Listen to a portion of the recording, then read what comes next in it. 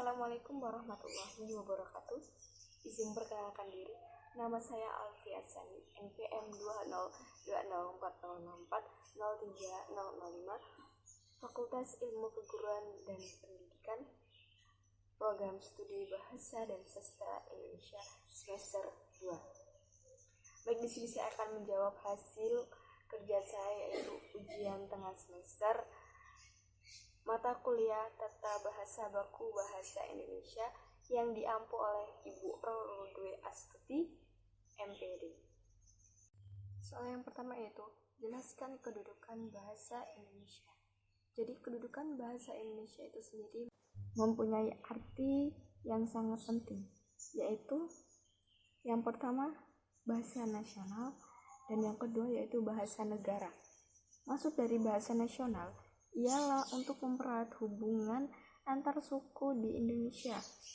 Sedangkan maksud bahasa negara ialah sebagai bahasa dalam penyelenggaraan administrasi negara seperti dalam penyelenggaraan pendidikan dan sebagainya.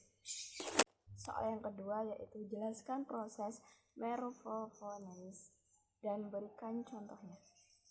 Yaitu proses morfofonemis adalah peristiwa fonologis yang terjadi karena pertemuan morfem dengan morfem. Proses morfofonemis dalam bahasa Indonesia dibagi menjadi 3 wujud, yaitu proses perubahan fonem, proses penambahan fonem, dan proses hilangnya fonem. Contoh perubahan fonem, dia bentuk dasar dan pengikut, dan yang mengikutinya berawal dengan fonem P, B, F, yaitu men ditambah pakai menjadi memakai dan seterusnya. Contoh lagi penambahan fonem, men plus las mengelas dan seterusnya.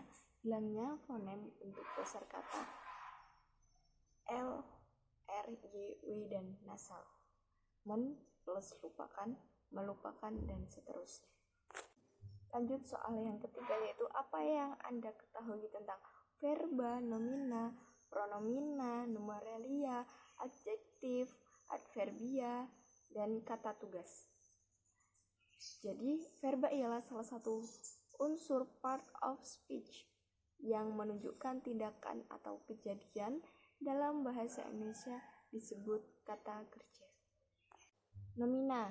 Nomina ialah sebuah kata yang dibendakan atau kelas kata yang menyatakan nama dari seseorang, tempat, atau segala yang dibendakan. Lalu pronomina ialah salah satu jenis kata yang dipakai untuk menggantikan posisi kata benda atau disebut kata ganti. Numeralia ialah kata yang menyatakan jumlah benda atau muatan dalam satu deret.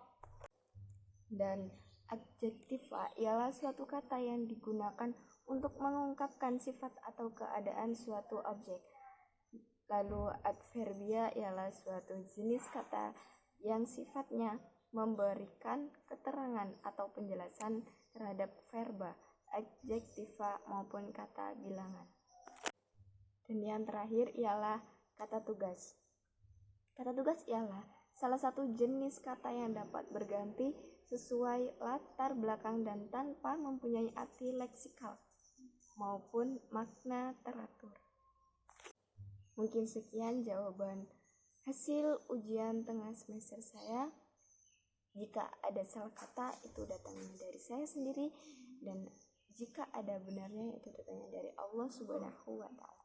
Saya akhiri, wassalamualaikum warahmatullahi wabarakatuh.